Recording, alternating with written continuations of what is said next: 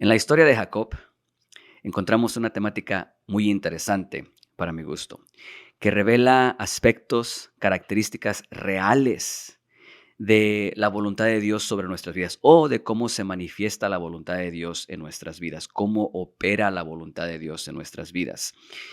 Cada vez que leo una historia en la Biblia y observo el comportamiento de Dios que Él tiene con quien Él está interactuando, o sea, cómo Dios se comporta con aquellas personas con las que está interactuando en ese momento, con las que va caminando, con las que va en esta jornada, en este camino. Cada vez que observo el comportamiento de Dios, me es inevitable, no puedo evitar más que pensar en las implicaciones que esto tiene para mí, para nosotros en estos tiempos. O sea, si al leer la Biblia observamos a Dios interactuando con hombres o con mujeres de una o de otra manera, es inevitable pensar que parte de esas interacciones se podrán manifestar aún en nosotros el día de hoy. O sea, lo que podemos ver en la vida de David o de Abraham o de Moisés en cuanto a la interacción con Dios, es muy probable que la encontremos todavía en nuestras vidas, porque es el mismo Dios, no cambia, sigue siendo el mismo Dios.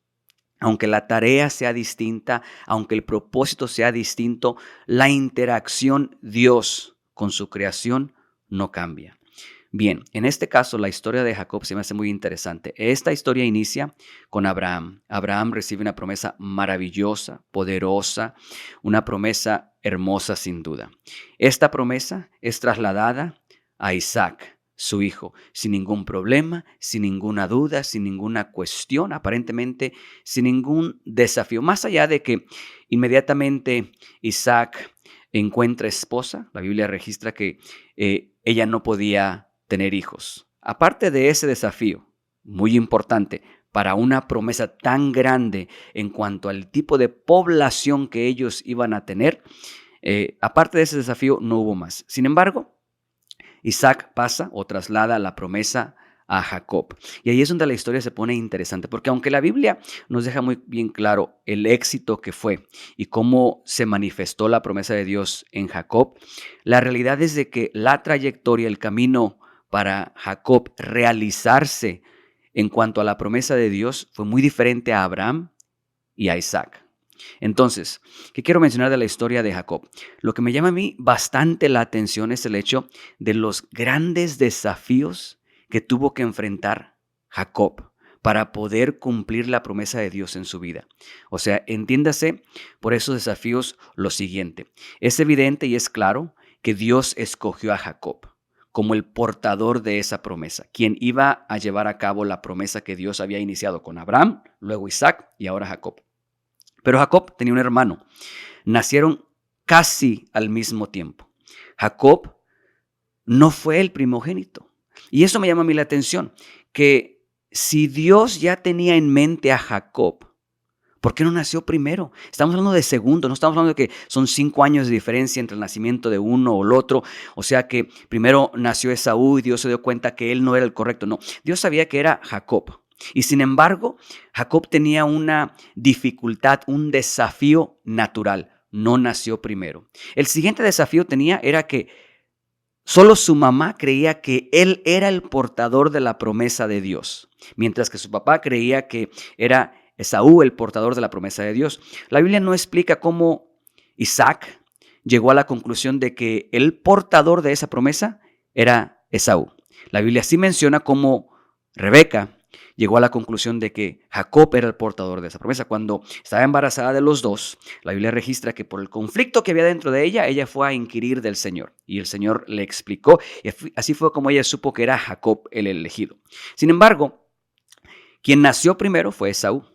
Sin embargo, a quien se le iba a dar la bendición justo antes de morir su padre era a Esaú. Y en las dos ocasiones Jacob tuvo que usurpar primero la primogenitura y después la bendición. O sea, esto habla de los desafíos que alguien que fue pensado por Dios como el portador de la promesa tenía que enfrentar. Desafíos con limitaciones naturales que tenían alcances psicológicos. Imagínate a Jacob con esta lucha aquí adentro. Señor, si tú me llamaste para ser el portador de tu promesa, ¿cómo es que tengo tantas limitaciones naturales? ¿Por qué no nací primero yo? ¿Por qué no fui yo el primogénito?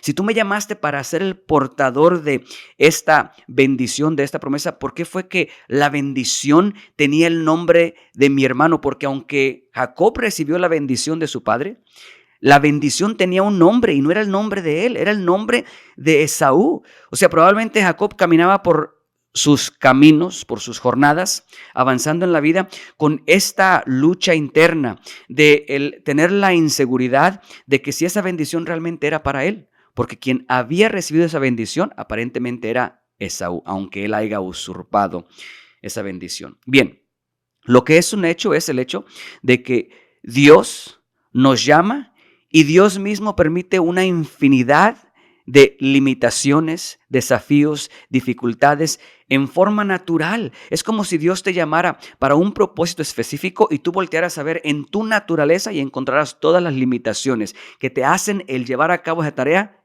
difícil, complicado. Eso me llama mucho la atención de esta historia. Pero no termina ahí. Avanzada ya en su vida, Jacob tiene una lucha con un ángel. Aparentemente Dios, un ángel enviado por Dios, pero tiene una lucha en la cual su nombre es cambiado. Y como algo interesante, el nombre de él no es modificado, como el caso de Abraham, que pasó de Abraham a Abraham o de Abraham a Abraham. El de él es completamente transformado, de Jacob a Israel. Y en ese mismo versículo se nos da lo que significa Israel. Alguien que lucha con Dios y con los hombres y prevalece. Y esto me llama mucho la atención porque él no recibe un cambio de nombre por ese momento nada más, sino que yo creo que este momento resalta lo que fue su vida completa, que al mismo tiempo creo que es lo que revela en nosotros una constante lucha. O sea, desde antes que él naciera ya se encontraba luchando como cuestión de su identidad. Primero con Dios. Dios dice, esto es lo que tú eres. Y nosotros encontramos que somos eso. Y ahí inicia una lucha. Porque no es lo mismo lo que yo veo en mi naturaleza, en mis debilidades, en mis situaciones, a lo que Dios establece que yo soy. Y inicia ahí una lucha constante de identidad entre Dios y yo, entre Jacob y Dios.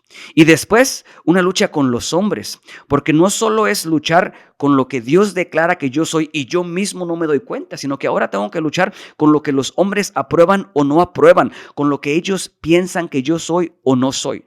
En pocas palabras, el llamado de Dios inicia en una lucha que aparentemente nunca termina. Antes de que nazcas ya iniciaste en esa lucha. Cuando naciste y empiezas a caminar, te encontrarás que en algún momento iniciará una lucha interminable por lo que Dios ha establecido que tú eres y lo que tú ves que eres en ese momento. Tanto con Dios como con los hombres. Entonces, nuestra identidad se forja de esa lucha interminable para pasar de lo que nosotros sentimos en nuestras circunstancias, lo que creemos que somos como causa de nuestras tendencias, nuestras limitaciones, esa lucha constante en contra de eso por llegar hacia donde Dios ha declarado que nosotros debemos estar. Nuestra identidad se forja en una lucha interminable entre lo que nosotros vemos como realidad en nosotros y lo que Dios ha declarado que nosotros somos. Ahí encontramos nuestra identidad. Por lo tanto, lo que me fascina de esta historia es el hecho de que, aunque Dios tenga una tarea específica para ti, eso no implica que no habrá desafíos, dificultades que mismo Dios permitió que estuvieran ahí o puso que estuvieran ahí. Porque es en la lucha en contra de esos que se marca, que se establece nuestra identidad. Ahí es como se forja. Dios les bendiga.